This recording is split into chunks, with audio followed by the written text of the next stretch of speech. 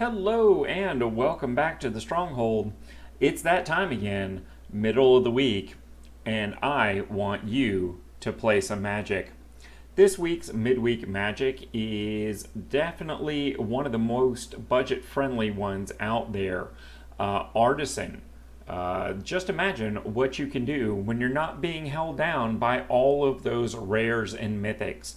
And better yet, you're not facing opponents that have more expensive collections than you do. Want to see how we do it? Stay tuned. But before we get into all that, allow me to take a moment. We made it to our first spoken goal, folks. We've hit 100 subs on the channel, and I think nothing celebrates a milestone like talking about the next goal. And I read somewhere in educating myself about YouTube that the time it takes you to go from 0 to 100 subs is the same amount of time that it will take you to go from 100 to 1,000. So we're about a year into, well, frankly, taking the channel seriously at any level. So my next goal is to hit 1,000 subs within the year.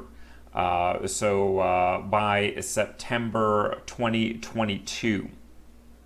And I know I can't do it without you. You see, we're not one of those huge channels out there. Around here, you matter. And that's why I want to take this moment and say thank you to all the folks you see here on your screen who not only supported us and helped us get to this goal of 100 subs, but have also chosen to make their subscription public. You see, what a lot of you don't realize is that the YouTube algorithm doesn't really support channels like this. For whatever reason, they don't push content designed for new players, free-to-play players, or budget players. And I would like to reteach the algorithm. I would like to teach them that this content is relevant and that our audience and our community matters. And while I know I can't do that, I think we can. So with that in mind, in addition to the usual like, comment, and subscribe that I'm sure you hear all the time from YouTube channels, there's two special things I would like you to do in order to help us grow the channel.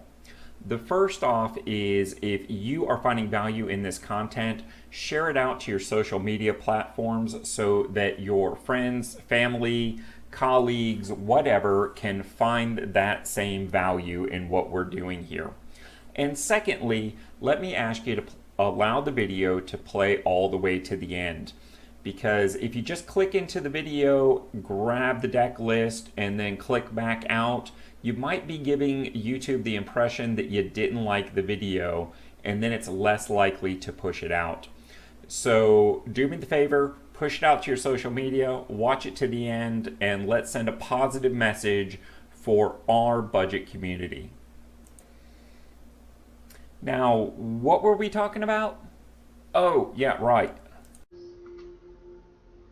All right, so as a simple starting point, I have opened up our black-red treasure deck and deleted the 7 rares and mythics, some of which are going to be much more missed than others, but I do think this is a strong basis for an Artisan-style deck.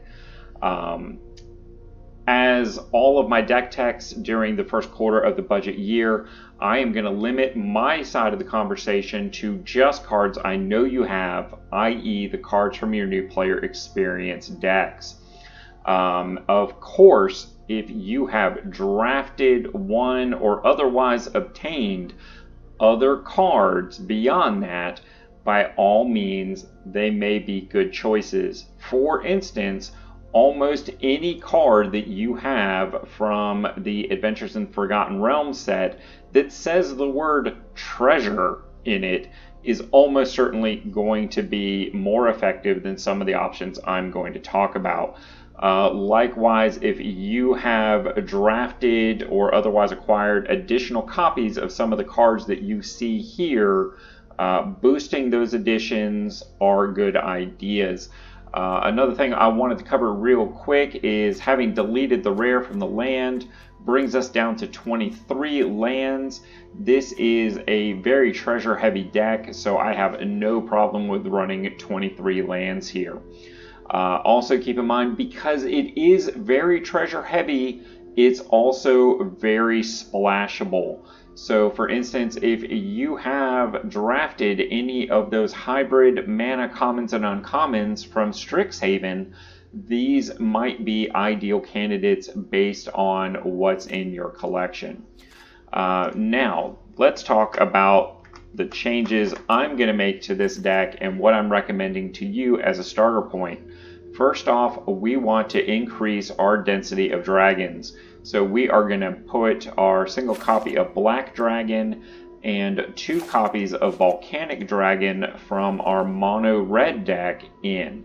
That covers 3 of our 7 cards. It increases the effectiveness of our Dragonfire as premium removal, all of which are good things, and it puts us in some nice top-end finishers. Now, the next thing I want to look at is in standard our instants and sorceries, and well, we'll go artifacts because equipment is not a thing, and we're going to take off the Dragon Search. So what I want to do here is, actually I'm not even interested in black cards. I am looking for our 2 copies of Scavenge Blade, which makes for nice early plays that turn these flying Air Force late game even potentially better. And the other thing I want to put in here is not jumping out at me, so let's do a search. I am looking for Faraday's Fireball, so I'm going to put the other 2 copies there, and that gives us a nice 60 card deck to take into this Artisan event, and we are just chock full of removal and late game threats. We have let's see, what is that, 6 dragons in the deck here. Yeah, I think that's right, because of course Jaded Sellsword is also a dragon. So a nice solid deck here. I think it's going to do very well for us in the event. Wait, what's that? You didn't catch all that? Well, Matt wants you to know the links are in the doobly-doo. And of course, an event like Midweek Magic is all about those 2 free, rare, possibly upgraded ICRs. There is no cost to playing other than your time, and this is an event that you should definitely be getting involved with every single week. And while I'm not a particular chaser of cosmetic items, when you do take part in this event, if you have the option, link up with your local game store and get a redemption code for 2 free cosmetic upgrades for your collection. Not real cards, but cosmetics can be fun. And of course, if you are a player of physical Magic, be sure to partner up with your friendly local game store whenever possible, because as far as I know, Walmart, Target, and Amazon does not provide space and community for Magic players. And with all that having been said, please take this opportunity to like, comment, and subscribe. It is the budget way to support this budget channel because it doesn't cost you a thing. Do it for Graham. Do it for the algorithm. Do it for the iced coffee. And until next time, I'll see you in the arena.